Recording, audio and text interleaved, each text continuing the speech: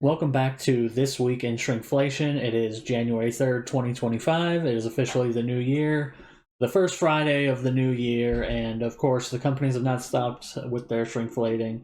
Maybe this stuff didn't happen this week necessarily, but this is when we're going to find out about it. So let's move on to this image right here where we have Flavor God seasonings, which I've never heard of. I think I might have seen these in the store before, don't know. This person just said, hey, they started buying them 4 years ago. It used to be $8 for a 5 ounce bottle, which is already insane in my mind. And it's now $10 for 3.5 ounces, maybe less, depending on the flavor. Yeah, do not pay this much for any seasoning mix. Like, I don't care how good the seasoning mix is, it's not going to be worth $10 for a 3.5 ounce bottle of seasoning. Yes, there are plenty of great pre-made seasoning mixes. That are great shortcuts. I agree. I use plenty of premixes myself, but I would never pay that. But it's utterly ridiculous to go from an already very overpriced seasoning to shrink it and then raise the price at the same time. Good on you, Flavor God. I'm sure your margins are even better than they were before, and before they were probably really high. So let's move on to Kraft salad dressing. I believe this is a Canadian special. If not Canadian, some kind of European, UK maybe. But I'm pretty sure this is Canadian because we've got French here. Au trois fromage. Three cheese ranch. Went from 475 milliliters to 425 milliliters. Oh, it says Canada right at the top. I'm dumb. Went from 475 to 425 with a nice package change to signal that something happened. I guess, which is a good thing here. Pro tip: anytime a company redesigns its package, label, or graphic design, it's almost always to distract from the fact that they made it smaller, which is true. And then this guy says, but that just brings attention to it. But it doesn't really. It just brings attention to the product. It doesn't bring attention to the difference because you, as the consumer, generally do not see them side by side. They don't want you to see the two products side by side. It happens sometimes, but that's just because people are stocking it and they don't care about rotating it out. And they don't really care about having two different bottles in the same spot because they work at a grocery store and who gives a shit. But ideally, and for 99.9% of people, they just see a new package. They don't remember the old package. They just see something's new. And new means good generally in people's minds, so they grab it. Or they say, oh, maybe it's a new recipe, whatever. People don't generally look for the shrinkflation. I wish they would. That's part of the reason why I make these videos for the 20 people who watch. Is to I want people to look at these things more critically because people don't. Even I don't for a lot of things. There's plenty of staple products I buy that I don't really look that closely that I should. That might be screwing me that I don't even know about. But at least we have the internet to share amongst ourselves how these companies are screwing us on a nationwide, international, really level. So shout out to Canada, shout out to Kraft for ruining ranch again. This is a nice guide. I did not double check this. The source is Finance Buzz. But it feels pretty right to me. Comparing 2014 prices to 2024 prices of McDonald's. This feels very accurate. The price of a McChicken was a dollar in 2014. I can tell you that for a fact. It was a dollar for a long time, up until maybe 2020, perhaps. Yes, it's not 220. It's not 2.99 here. It's actually 2.39. But still, the price difference is there. That's the one thing. That's why you have to kind of take these numbers with a grain of salt, is because McDonald's prices are not standardized across the nation. They charge more in higher cost of living areas, and they charge less in lower cost of living areas. I mean, they're supposed to, but with the way franchisees and things like that work, sometimes things can be expensive in cheap areas or cheaper in more expensive areas. Blah blah blah. But as an average out price, or as a example snapshot, I think that this is pretty accurate. The McDouble, especially, going from 119 to 319. That's what really hurt, was the McDouble pricing, because McChickens, it's like whatever, I can give up a McChicken. Sometimes I just want a double cheeseburger, not even a McDouble. I want a fucking double cheeseburger. I want 2 slices of cheese, and I don't want to pay $3.99 for it. Please, I just want to get a fucking double cheeseburger for a decent price. But that'll never happen. Those were the old days. Those were the golden days. Where have they gone? So yeah, this is just a nice comparison for anybody who wants to talk shit about McDonald's. They deserve it. Breyers, another Canadian special, but this is probably going to happen in the U.S. as well. We have a reduction here from, what is it, 1,660 milliliters to 1,410 milliliters. 250 milliliter reduction, 8.5 fluid ounces, or a 15% reduction in size. That is a massive, massive difference when it comes to ice cream. You're going from 1.66 liters to 1.41 liters. A 15% reduction, you're basically losing, over a serving of ice cream, I think, in there. You're losing in probably, 2-3 good scoops of ice cream if you're losing 8.5 fluid ounces of ice cream. I'd say that's like 2 or 3 solid scoops. And as this person says, Breyers went to shit when Unilever took over, and then insert any word went to crap when Unilever took over. You can also take this and you can put insert any word went to crap when insert corporation here took over. That's just the general make of things. Breyers, another one of those companies that I feel like I grew up thinking of as a quality brand. My parents grew up thinking it was a quality brand. That's just gone to shit and will never come back and is worthless now. So here we have another interesting example for ice cream. Walls ice cream. I don't know where this is from. I'm going to assume again this is Canada because of the measurements. But the funniest part about it is it's 1,800 milliliters here, 1,800 milliliters here. But this one weighs 792 grams and this one weighs 807 grams. And as he circled it, it even says 100 milliliters equals 44 grams, and over here, 100 milliliters equals 45 grams. That was confusing for me too, but the simple answer really is they've increased the amount of air incorporated. That's the answer. So your vanilla ice cream, which it's vanilla here, it's vanilla light over here. What the light part is them, whipping some air into it so that it's the same weight but less product, if that makes sense. It's a very confusing thing, but it's a nice sneaky way to fuck up your ice cream. Even though, it does say vanilla light, I'll give them that, but it is a very interesting thing to note. With ice cream specifically, there are very specific rules about like the fat content, air content, blah, blah, blah. But those could be different in Canada. I have no idea. This person, wrote inflation's up 2.5%, so here's 6.25% fewer wet jet pads, which is, funny. But essentially, they just took off one pad. They went from 16 to 15. I assume they probably didn't even start at 16. I assume there were more. They probably started at like 20 or 24 or something like that, and they've gone down. But that's just such a like minor change that is very odd, like number wise, because 15 to 16, it's just such a like it feels so shrinkflation, so minor, that I wanted to highlight it because yeah, you are getting one less wet jet pad for the same price, or probably more. That's the key. It probably costs a lot more. I don't use wet jet pads anymore. I used to. Now I have like I think it's Bona or Bana. I don't remember the company. I really, not an endorsement, but it's a mop with the little spray thing that you can refill, and then you wash the mop head in the washer, and then you dry it, and then you reuse it instead of getting a bunch of throwaway Swiffer wet jet pads, which I'll admit do work pretty good, but the one I got now also works really good. So don't buy that. You should get into either just a traditional mop or one of the ones like I have with the reusable head that you can wash. Because not only is it cheaper, it's less of a waste for the environment, and you also are giving less money to companies at the same time. And you can just put in your own soap mixtures if you really want to. It's great. It helps you out in that respect, and you don't even have to get an expensive one. I'm sure there are knockoffs that are like at $5 or $10 or whatever.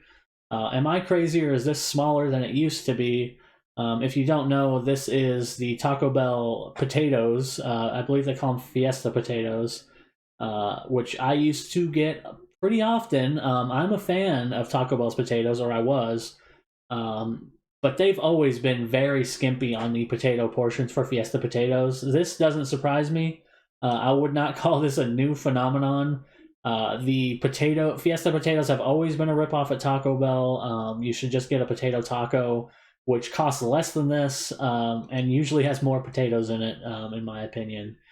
that you can just take the potatoes out and eat them instead of buying the Fiesta potatoes, because they always, skimp on this. Same with the pintos and cheese. The fact that this container filled with fucking, refried beans and cheese is like $3 is insane to me. I relied on pintos and cheese when I got my wisdom teeth taken out, and this was like 2018, and I'm sad looking at this, but yeah, I remember slurping the beans out of a bean and cheese burrito because it was cheaper to buy the bean and cheese burrito and slurp the beans out of it than to buy pintos and cheese. So even then, it was a bad deal, and it's still a bad deal. Here we have toilet paper. The person said it's Palm brand toilet paper. I've never heard of it. Don't know. Maybe it's an international thing. Whatever. But it's probably not because it's measured in inches. But yeah, you just lost 0.2 inches on the length of your toilet paper, making it 49.9 square feet versus 52.5 square feet for the same roll. Something that probably nobody will notice looking at it, but you'll notice when you run out of toilet paper a little sooner than you should.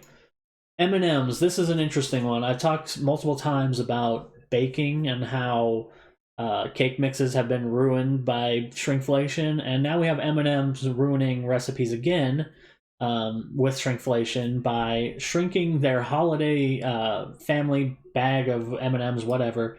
The recipe, we have a Betty Crocker recipe on the Betty Crocker website, owned by General Mills, big company, blah blah blah, who's recommending in their recipe they call for 1 bag of M&M chocolate candies, and this is for the holiday M&M cookies or whatever.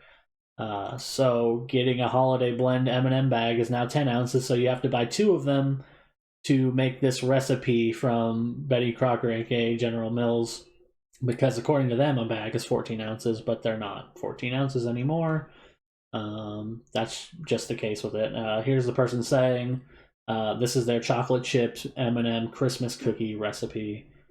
So yeah, everything is going to hell in terms of recipes, in terms of what you can trust. At least they put 14 ounces there so that you can buy extra of the product that you shouldn't buy in the first place, because fuck them, they're assholes.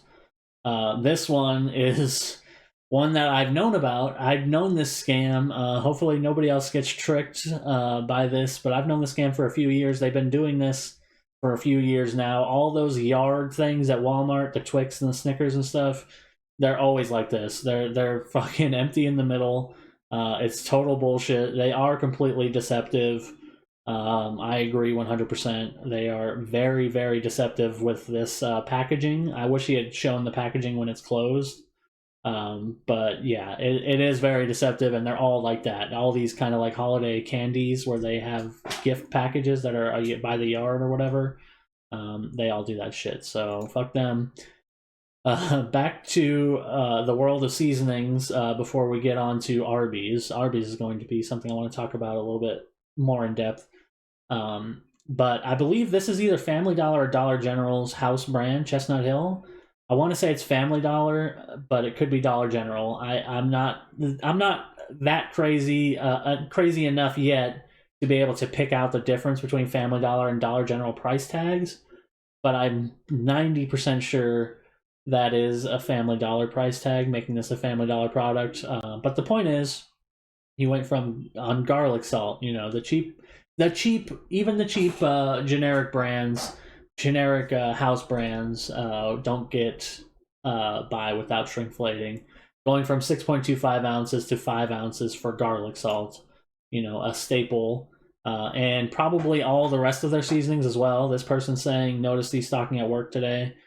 This was 2.25 ounce, and the new one is 1.75 ounce. So probably all of their basic seasonings, your garlic salt, your onion, your garlic powders, your onion powders, your cayennes, whatever, parsley, I don't know what else they got, seasoned salts, all that bullshit is going to be less than what it was, and with no notice, unless you just happen to look at the label and see that it's different than what it says. Yeah, see, even this garlic pepper seasoning is now 4.5 ounce, and it was 5.4 ounce for $1. At least they didn't raise the price from $1, I guess, but I feel like I'm still mad about this. So yes, even Family Dollar can't escape the shrinkflation wrath. And now we're going to move on to our latest thing. I don't know why that's there. Deceptively, New York City woman sues Arby's for deceptively cutting portions but not prices. Greedflation. Now, this is something that's very interesting because she has specific examples from the website that are screenshotted. That's what makes this specifically interesting. And not only the fact that it's an actual lawsuit, which will probably, I mean, she'll probably not win, but in my heart of hearts, I hope that she does win. You know, I'm behind this woman 100%. This is bullshit, and she should win. But you know, the way the world works, is she going to win? Probably not. But we do have this information here. A Queens woman is accusing the fast food joint of downsizing its French fries and drinks without lowering prices or alerting consumers in a class action lawsuit. I will join the class action if I can. If this goes through. Arby's deceptively continues to sell its fries and beverages in smaller sizes, which are now substantially smaller than the old sizes. Now, let's look at this chart here. I can't really click on it because this website's ass. The New York Post is a piece of shit, you know, paper. But they have this story. You can see here, though, curly fries, Kids Junior, serving size, calories 250, protein 3 grams. And then you can see here on the next image, the updated image from the website, there is no more kid size. It's just small is 250, medium is 410, large is 550, and the 650 one is gone. They literally just moved them up and changed the kids into small. The increase in prices may never be noticed by Arby's purchasers, who may only be left with a strange feeling, short of I know it's like satiety. That's a really hard word, because satious, you know, like eating whatever. That's a really hard word to say out loud, even though this was due to downsizing. By comparing nutritional facts for different portions of fries, lawyers representing Melissa Nelson of Ridgewood found that Arby's phased out its kid-sized fries, made that portion the new small, the prior small the new medium, and the old medium the new large. And that's really the key to it. They have it right here in plain black and white. That's exactly what they did. Allegedly, the company allegedly made the switch with its drinks too, and did so without any corresponding reduction in price or disclosure to its customers. Crinkle cut fries at Arby's now cost $3.74 for a small, $4.49 for a medium, and $4.99 for a large.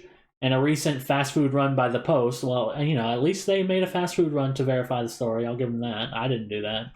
Found all 3 sizes had nearly the same amount of fries inside. That's the funny part. Look at this medium and large. They look identical, pretty much in terms of the amount of fries. And then the small does look significantly smaller to me, but yeah, you don't look like you're getting that much of a difference there. A federal push to make shrinkflation illegal, the Shrinkflation Prevention Act, which will never happen, but you know, let's cross our fingers, would prohibit downsizing without transparency and proportionate reduction in prices, and would prevent consumers from getting shortchanged. That's exactly what you need.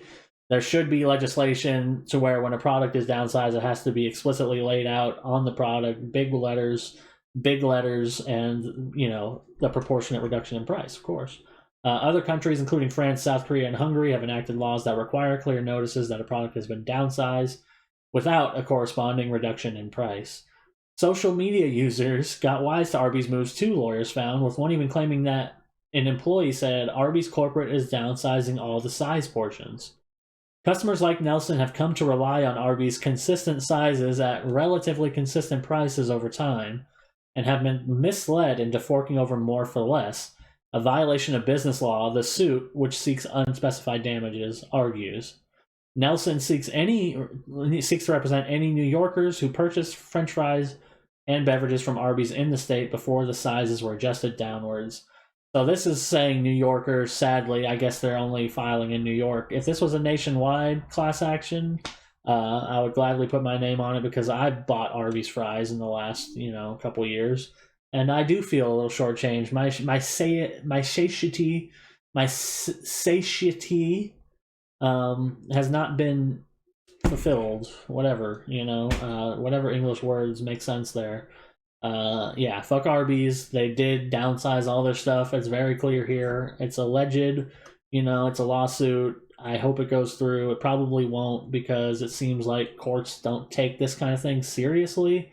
But I believe it absolutely should. Even though I wanted to make a lot of jokes, I really am tempted to make a joke when you read things that say you customers come to rely on Arby's consistent sizes and relatively consistent prices over time, because it does sound a little ridiculous on its head, and in a way it is, but it's in a way it's also very true. Like people, there are plenty of people, including myself, who at periods of time in your life you do come to kind of rely on fast food being the same every time. Like you rely on when you go to Arby's and you get a beef and cheddar and a large fry, that by the end of the meal you'll feel as full as the last time you got the same meal because you go to Arby's 3 times a week or whatever. People have relationships with these fast food companies that do get to the point where they do reasonably expect there to be a consistent size portion, and when things are cut without any indication, it is deceptive and it is essentially stealing from the customer, in my opinion, and in business law, which seeks unspecified damages. And I hope that those unspecified damages are a lot. And I hope that this succeeds and that more companies get caught in these kind of things. Shout out to the lawyers for finding these screenshots and catching this stuff. And yeah, fuck Arby's. They suck, and so does everybody else, actually. So yeah, make more food at home, I guess. And see you all next time.